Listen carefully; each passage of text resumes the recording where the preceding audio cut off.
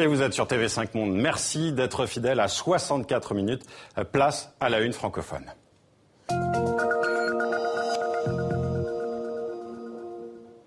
Et d'abord, le CICR à l'arrêt dans le Nord Mali. Tous les déplacements suspendus. Réaction du comité international de la Croix-Rouge après l'attaque d'un de ses camions lundi dernier. Attaque entre Gao et Niamey, revendiquée par les islamistes du Moudjahou et qui a causé la mort du chauffeur du camion. On en parle avec vous, Valérie Mbao Nana, porte-parole du CICR au Mali. Vous êtes en direct avec nous depuis Bamako. Alors d'abord, cette suspension, eh bien, c'est pour des raisons de sécurité.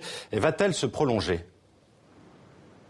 Alors, la suspension que nous avons annoncée est une suspension qui va durer le temps nécessaire pour nous de pouvoir analyser les conséquences, les raisons pour lesquelles le CICR a fait l'objet d'une telle attaque, une attaque tragique qui a coûté la vie à notre collègue.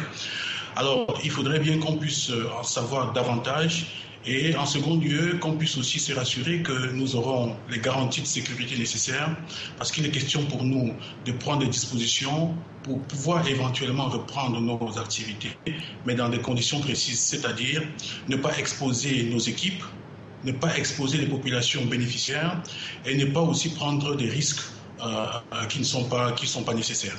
Pour être très clair aujourd'hui, est-ce que les ONG peuvent faire leur travail dans le Nord Mali ? Alors, il faut dire que les conditions de sécurité dans le nord du Mali sont assez difficiles. Et ces dernières semaines, ces derniers mois, on a bien pu constater que les conditions de sécurité sont allées en se dégradant. Et dans ces circonstances, il est évident que les organisations humanitaires ont de plus de la peine à pouvoir opérer, à pouvoir mener leurs activités normalement. La preuve, lundi dernier, on a perdu un de nos collègues, effectivement, dans une circonstance de sécurité assez compliquée. Et comment vous expliquez cette dégradation des conditions de sécurité actuellement ? Il est difficile pour nous de donner des explications. Toujours est-il qu'en tant qu'acteurs présents sur le terrain, nous constatons malheureusement que de jour en jour, les conditions de sécurité se dégradent considérablement et nous espérons que les différents acteurs qui sont impliqués dans ce conflit mettront tout ce qui est à leur possibilité pour essayer d'améliorer ces conditions de sécurité. Il faut juste se rappeler que dans cette région du Mali, on a des populations qui depuis plusieurs années vivent les conséquences conjuguées des conflits armés et des conditions climatiques très difficiles. Beaucoup de ces familles-là ne peuvent pas vivre sans aide extérieure.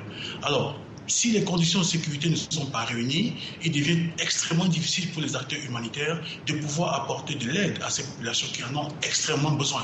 Donc voilà, c'est pour moi l'occasion ici de pouvoir interpeller les acteurs à faire tout ce qui est de leur possible pour essayer d'améliorer les conditions de sécurité parce que c'est à ces seules conditions seulement que les populations peuvent avoir encore l'assistance et le soutien des organisations humanitaires présentes sur le terrain. Et on a entendu votre appel, Valérie Mbao Nana. Merci d'avoir répondu à nos questions. Et c'est